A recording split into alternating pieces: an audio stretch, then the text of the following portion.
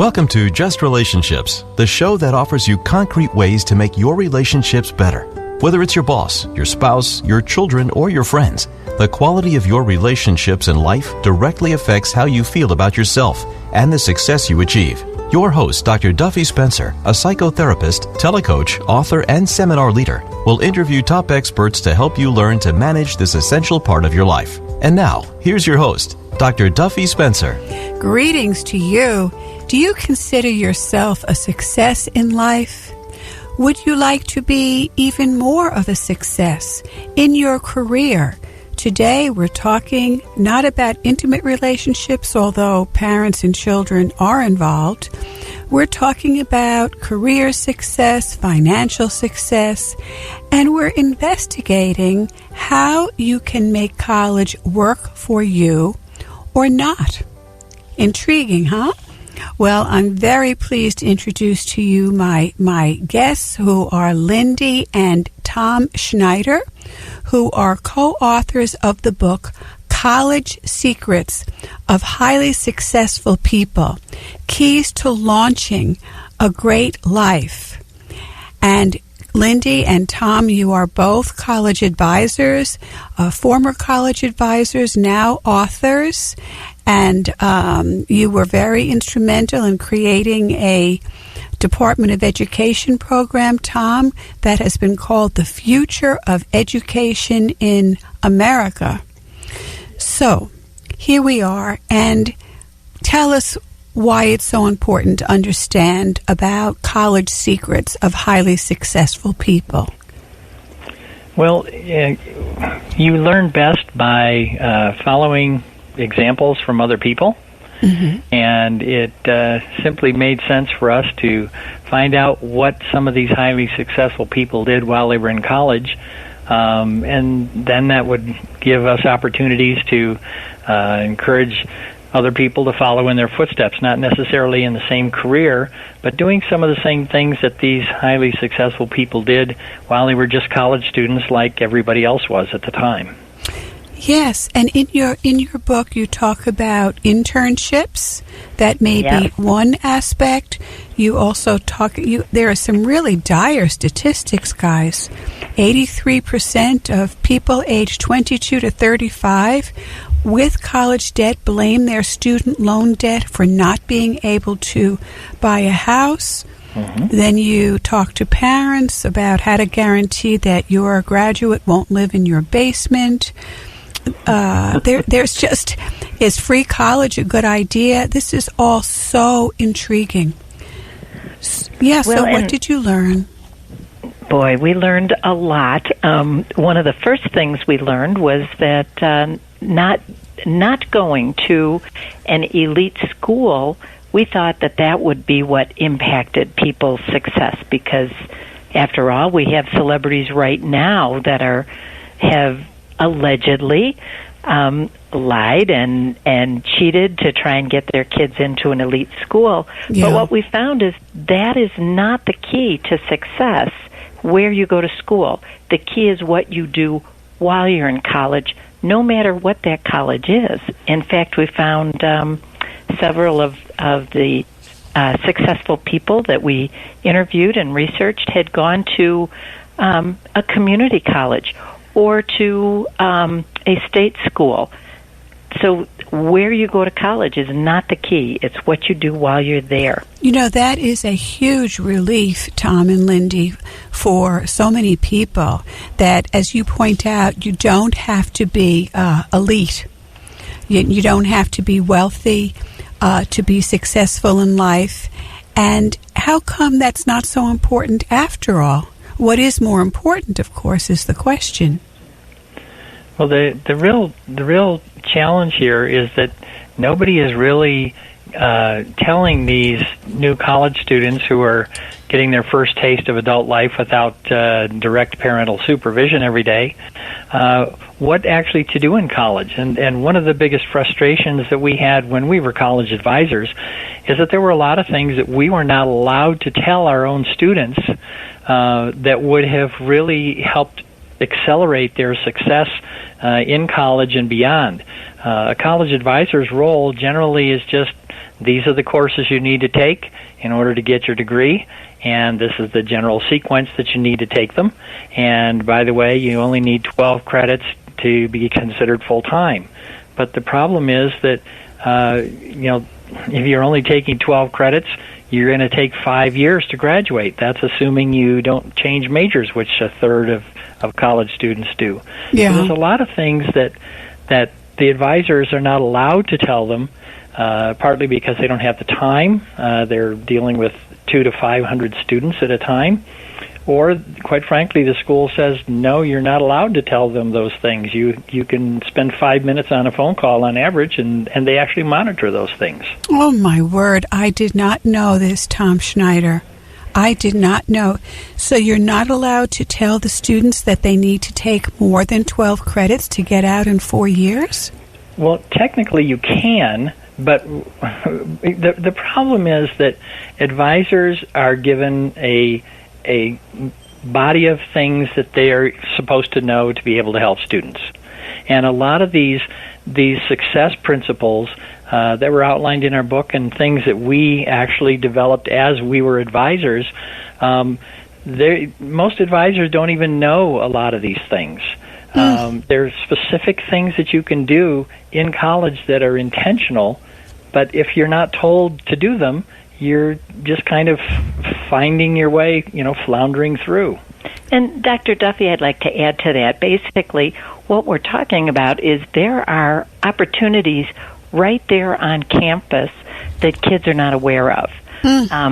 So, for instance, Wendy Williams, when she was in college, she knew she wanted to be in radio, TV eventually.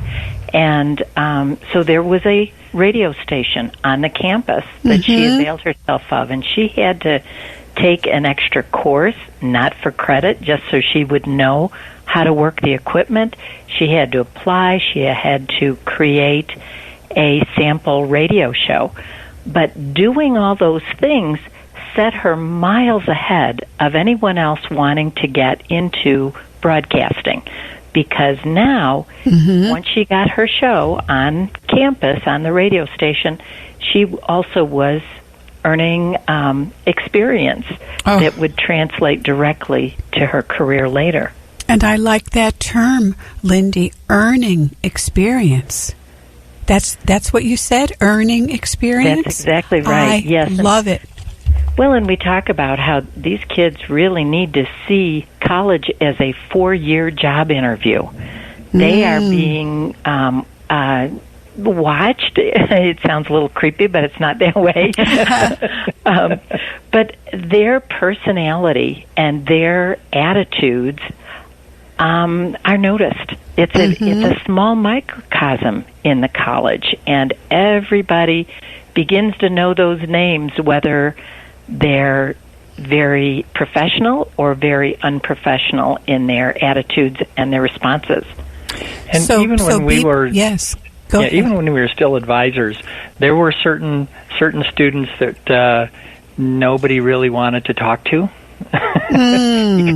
because they were so difficult and demanding, and those people we noticed, but we also noticed the people that were just delightful to work with, and we would go above and beyond for those people. Where somebody that was really difficult to work with and they asked for special favor of some kind or other, we were not really inclined to go that extra mile for them because they were difficult. So right. Yes. Being aware of how you're presenting yourself and how you're coming across is really, really important for getting future recommendations, referrals, or just finding friends, quite frankly. Yeah, and you too, Lindy and Tom Schneider, talk about connectivity and how to access people who have influence, and I believe personally in the care and feeding of mentors. So absolutely. Oh, I'm so glad you brought up that word, because mentorship is so important.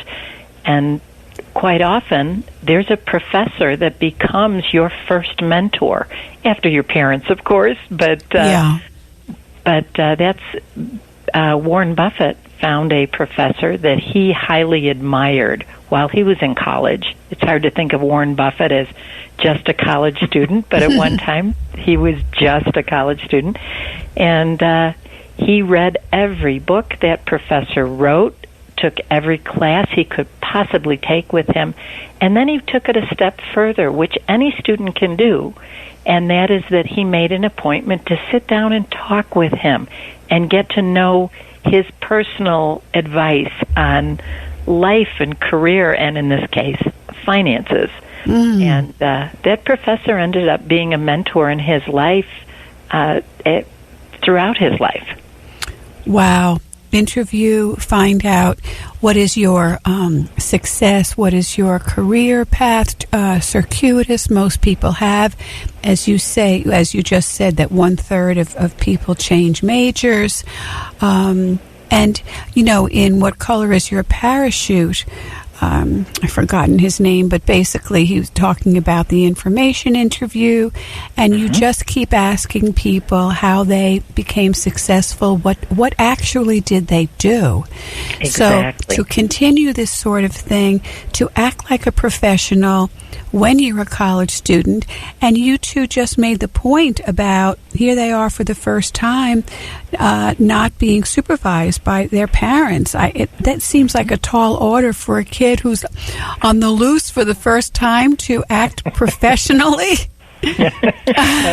And quite frankly, and this is no slam on parents, because we were parents too of 4 college graduates, but you don't really think in terms of, gee, I need to sit down with my child and tell them how to act a certain way in a certain situation.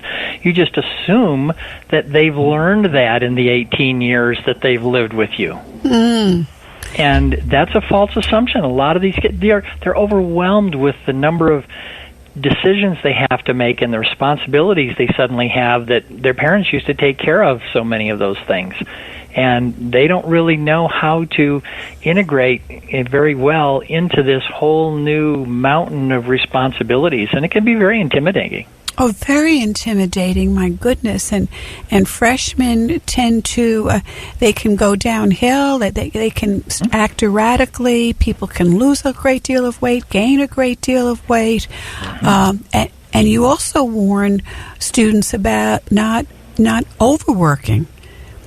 Yes. Yeah, oh my goodness, there is so much here. And I just want to take a step back for those people who are not necessarily thinking about college or having children going to college, but you talk about general success principles for people, and you also address dealing with college loans and all of that. So let's just take a step back more generally, if you can, in this moment. And I think that one of the key things that college students can do, there are a million things that they can do, and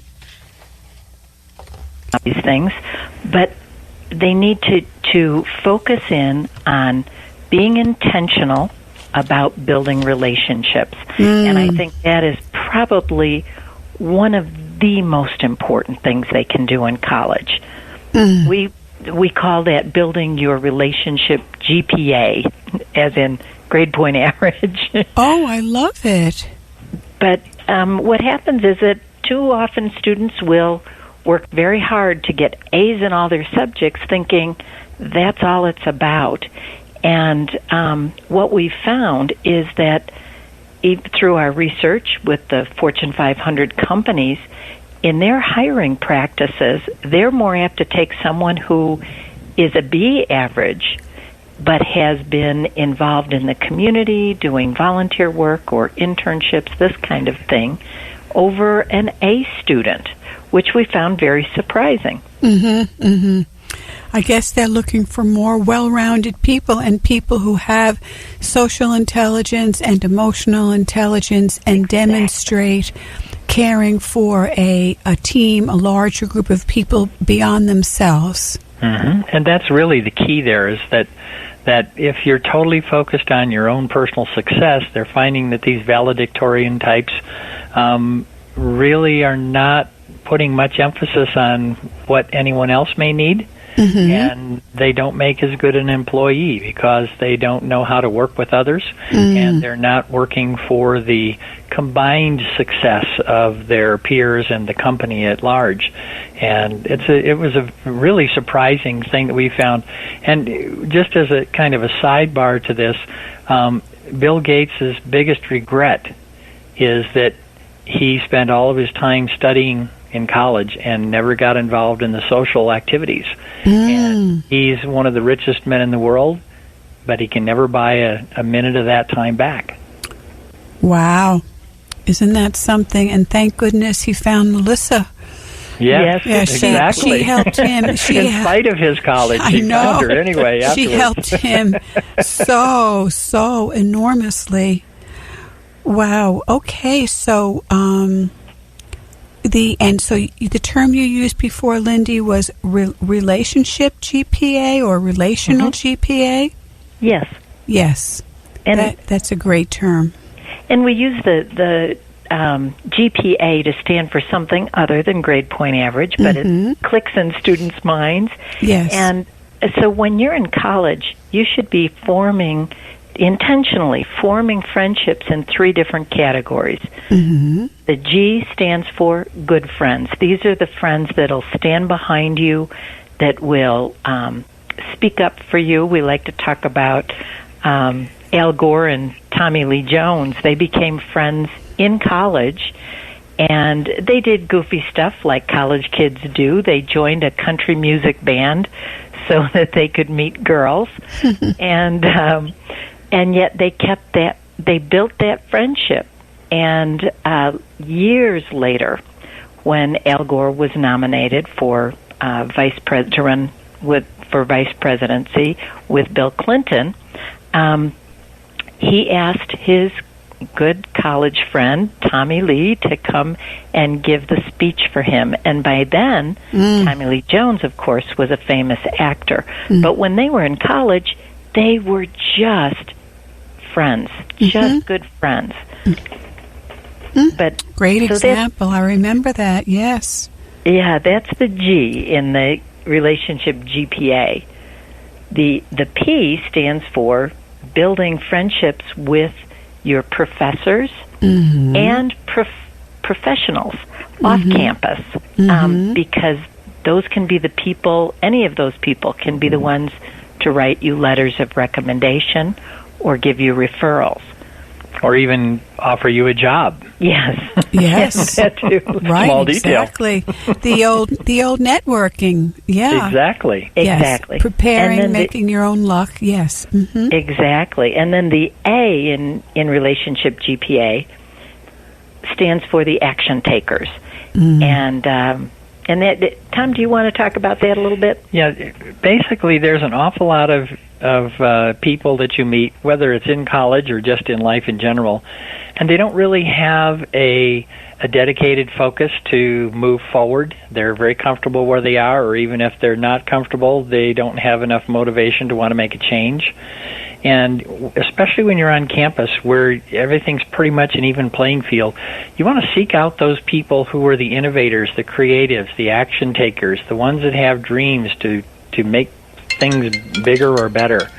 And that core of people, we found a lot of the highly successful people in our book actually met collaborators on campus, and in many cases were introduced to ideas that they had never even considered before, that led to them creating multi-million-dollar businesses in a direction that was completely different from their field of study.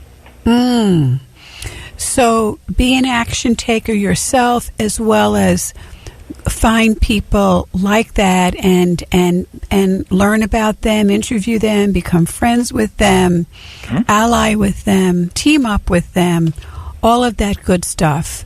The movers and the shakers. I'll give you a perfect example of that. There was a he called a self-proclaimed computer geek by the name of Zach Winkler, and he would make silly little game acts like you can shake your phone and it'll roll dice. So that was his creative impulse. But he saw a notice on campus one day about the journalism department needing to link up with some techie people to create an app that for reporters to use. And there was a national competition to see who could win that. And he wasn't really have any interest in journalism, but he thought, I'll go meet some journalism students just for something to do. And he kind of liked some of the people that were there. He ended up collaborating with one of them. They ended up winning that national competition. And for the first time, he realized that, wow, I could actually use my technical skills, my technology skills, to do something more substantive and of value.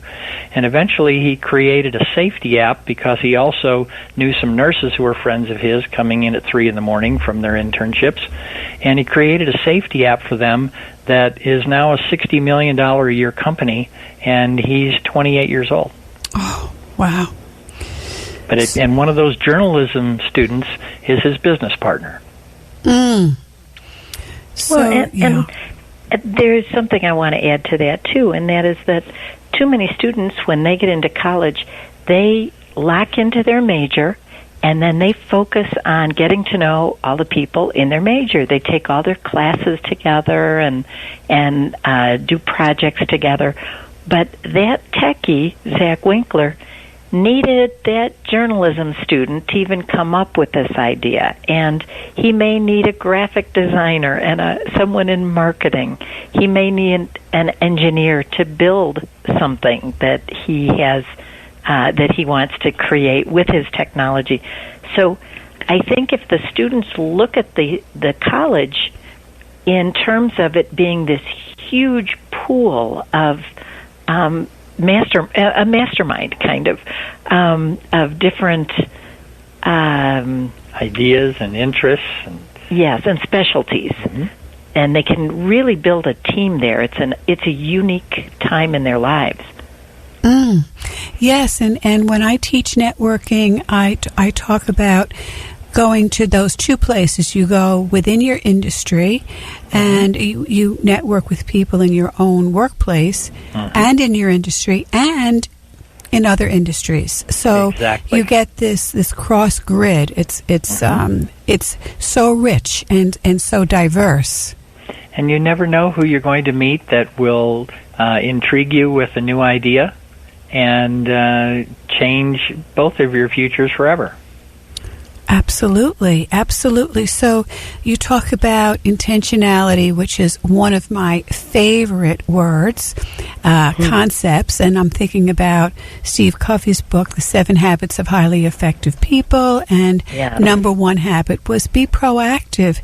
And Tom and Lindy, you're basically talking about helping students be proactive, and parents, and how you make a very good point about not saying, well, when I was in college, but to give examples, right, of celebrities and CEOs, people they can relate to, because they know how weighty any advice that a parent would give to their kid is. So to be proactive, and it's not easy for many, many, many people to be proactive. Well, and that's exactly true. And one of the real challenges is that in many cases, sometimes it's just as basic as, well, how do you start up a conversation with a stranger? Yes. And in our college success program, we actually teach kids how to introduce themselves to a stranger, how to create a connection with them immediately, and how to endear them to other people. That's such a wonderful idea, to be able to learn how to introduce yourself, how to make an instant connection with others. And I'm assuming you're meaning things like seeking common ground. What do you have in common? That sort of thing, Tom? It's called triangulation, but you first start with some event or something that you have in common. So if you're at a basketball game, for example, you go, oh, these, our team is really awful, or their team is really awful, whatever it is. But actually what you want to do is try to make positive comments. So I just gave you a bad example of how to carry out a conversation. Oh, that's but you want to make positive comments because you want to create positive friends. And nobody likes to be around somebody that continually complains about this and that and the other. So when you are making positive statements that you have in common, like, wow, isn't this a beautiful day today? Yeah, I just love thunderstorms like pouring down rain. Or, I love blizzards, or I love these hot summer sunny days. It's something that you are experiencing in common, and it gives you that initial connection. Beautiful, beautiful. And first of all, I want everyone to know that if you are finding this show very important, significant, you can get a podcast of it in the future. And you just go to WHPC online and nccradio.org. And you will go down to Just Relationships and Podcasts. And this show is entitled College Secrets by Lindy and Tom Schneider. And so I want everyone to know how to get your book, College Secrets of Highly Successful People, Keys to Launching a Great Life. Thank you. I appreciate that. So, and they can just go on your website. Tell us your website. Yes, it's America's College Advisors. That's ORS.com. America's College Advisors.com. And we have a lot of other free resources that are available there, as well as some additional information. Wonderful. Thank you so much, Lindy and Tom Schneider, authors of College Secrets of Highly Successful People. And the good news is, tune in next week for part 2, and we will find out more about dealing with college loans and really leveraging your college institution, and you don't even have to graduate. That's another thing to land that career. Very specific tips. And this is Dr. Duffy Spencer saying goodbye for now and wishing you great relationships.